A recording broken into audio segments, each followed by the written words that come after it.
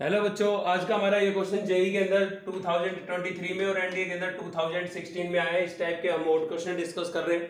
Mode का मतलब ऐसे क्वेश्चन जो आईआईटी जेई मेंस और एनडीए दोनों ही एग्जाम में आ चुके हैं, तो आप समझ सकते हैं कितने इंपॉर्टेंट क्वेश्चन होंगे।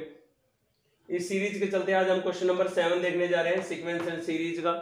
हम set, relation, function, complex number और थ्योरी ऑफ इक्वेशन, इन सभी चैप्टरों पर इस टाइप के क्वेश्चन डिस्कस कर चुके हैं। तो इससे पहले की वीडियो आपने नहीं देखी है तो उनका लिंक आपको इस वीडियो के डिस्क्रिप्शन में मिलेगा। चलिए देखते हैं इसका सॉल्यूशन।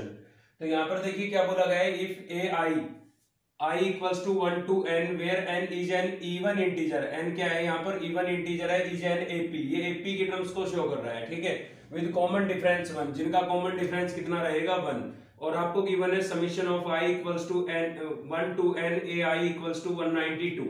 तो इस चीज को अगर हम थोड़ा सिंप्लीफाई करें तो summation i equals to 1 to n a i, भाई ये जो है ये एपी की इन टर्म्स का 1 to n टर्म्स का सम को शो कर रहा है। और सम का जो रिजल्ट होता है वो क्या होता है, n अपॉन टू ए आपका मतलब फर्स्ट टर्म क्या होगी, यहां से a1, आई की जगह जब 1 लिखेंगे तो, और प्लस n मतलब नंबर ऑफ टर्म्स n ही है -1, और d आपका कितना है 1। तो इस चीज को हम ये लिख सकते हैं, ठीक है। और इसका रिजल्ट आपको गिवन था 192, तो इक्वल्स टू हम क्या लिख सकते हैं इसके 192। अब इसको थोड़ा सिंप्लीफाई कर लेते हैं, n अपॉन 2 को उधर ले जाते हैं, तो यहां से हो जाएगा 2a1 प्लस 1 से इसको अंदर मल्टीप्लाई करेंगे तो n-1, और 192 इंटू 2 अपॉन n हो जाएगा यहाँ से। तो ये हो गया आपका फाइनल 2a1 प्लस n-1, ठीक है, और इक्वल्स टू 2 2 जा 4, 2 9 जा 18, 1 कैरी, 2 1 जा 2 और 3, 384 अपॉन n आ जाएगा। ये इक्वेशन फर्स्ट बन गई हमारे पास भाई। अब ऐसे ही इसको सोल्व कर लेते हैं।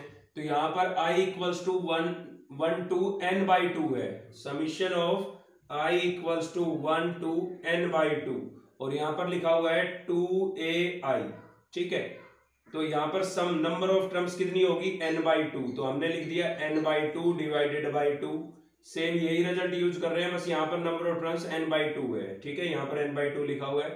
2a1, आई की जगह जब हम यहाँ पर 1 लिखेंगे तो यहाँ से आएगा a2, आई की जगह 1 लिखेंगे तो a2, मतलब a2 इसकी फर्स्ट टर्म रहेगी, तो a2 लिख दिया हमने, प्लस n आपका कितना है n/2 -1, और d कितना है 1, डिफरेंस कितने का है 1 का भाई, ठीक है। इसकी वैल्यू जो आपको गिवन है 120, तो यहाँ पर हमने लिख दिया है 120। अब देखिए इस चीज को, ये 2 डिवाइड हो रहा है, नीचे आएगा 2 2 जा 4 हो जाएगा, तो इसको मैं n/4 लिख सकता हूँ। यहाँ पर 2a2 को हम क्या लिख सकते हैं, a2 को हम लिख सकते हैं a1 प्लस डी, ठीक है, a1 प्लस डी, और d आपका कितना था 1, तो मैं यहाँ पर 1 लिख सकता हूँ, ठीक है। और यहाँ पर इसको 1 से मल्टीप्लाई करेंगे तो ये आएगा n/2 -1, और इक्वल्स टू कितना हो गया 120, ठीक है भाई। अब n/4 को हम उधर ले जाते हैं, तो n/4 को उधर ले जाएंगे और इस 2 को इसके अंदर मल्टीप्लाई कर देते हैं, तो ये हो जाएगा आपका 2a1 प्लस 2, ठीक है। 2 को इसके अंदर मल्टीप्लाई कर दिया तो, और इधर से मिलेगा आपको n/2 -1, और इक्वल्स टू क्या हो जाएगा यहाँ पर 120 इंटू 4 अपॉन n, ठीक है। ये n/4 था, उधर जाके रेसिप्रोकल हो जाएगा, ये हो गया हमारे पास। तो यहां से हो जाएगा 2a1 प्लस n/2, और इस ये माइनस का 1 प्लस का 2, तो प्लस का 1 बच जाएगा हमारे पास यहाँ से, और ये हो जाएगा आपका 480 डिवाइडेड बाई n। ये इक्वेशन क्या बन गई हमारे पास, सेकंड। अब हमें n की वैल्यू फाइंड आउट करनी है, तो हम फर्स्ट इक्वेशन में से सेकंड को क्या कर देते हैं, सब्ट्रैक्ट। तो इसमें से इसको सब्ट्रैक्ट करेंगे भाई, यहां पर लिखेंगे 2a1 प्लस n-1, इसमें से इसको सब्ट्रैक्ट करेंगे, LHS में से LHS को, RHS में से RHS को, तो सब्ट्रैक्ट करेंगे तो अंदर के साइन चेंज हो जाएंगे।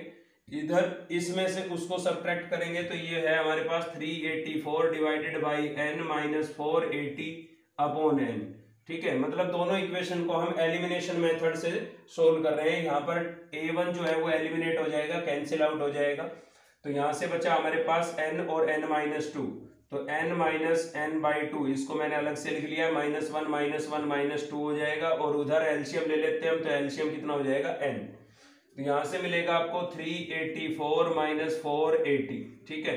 उसको सब्ट्रैक्ट कर लेंगे, इधर एलसीएम लेंगे तो ये आएगा 2n -n, तो n बच जाएगा -2, और इक्वल्स टू उधर क्या होगा भाई, उधर हो जाएगा आपके पास, देखिए 480 में से 384 को आप सब्ट्रैक्ट करेंगे तो 10 में से 4 6, यहाँ बचेगा 7, 17 96 बच जाएगा। ठीक है, तो 96 बच गया हमारे पास, और अपोन में क्या बचा है n।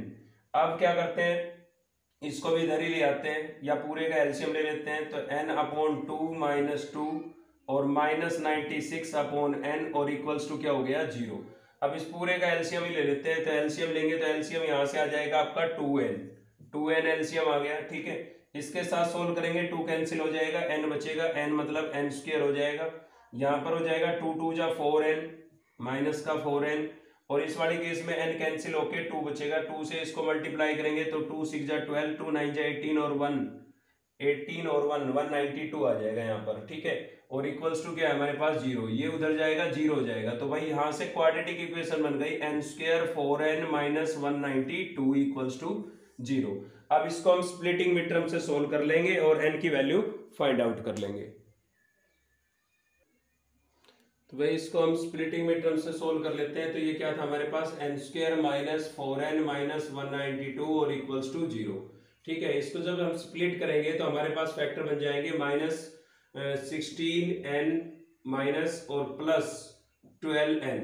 ठीक है, और माइनस 192 और इक्वल्स टू 0। ठीक है, अब इसमें से कर लेते हैं कॉमन, तो यहाँ से n कॉमन है हमारे पास, n कॉमन करेंगे तो n माइनस 16 और प्लस यहाँ से हम 12 कॉमन कर लेंगे तो n माइनस ये हो जाएगा 12 1 जा 12 और 12 6 जा 72 16 और इक्वल्स टू 0। अब n माइनस 16 यहाँ से कॉमन कर लेते हैं, तो n माइनस 16 हमने कॉमन कर लिया, इधर से बचेगा n प्लस 12 और इक्वल्स टू 0। तो n माइनस 16 इक्वल्स टू 0, तो n की वैल्यू आपके पास क्या आ जाएगी 16 आ जाएगी। ठीक है, और n प्लस 12 इक्वल्स टू 0 रखेंगे तो n की वैल्यू कैसी आएगी माइनस 12 आएगी, नेगेटिव आएगी।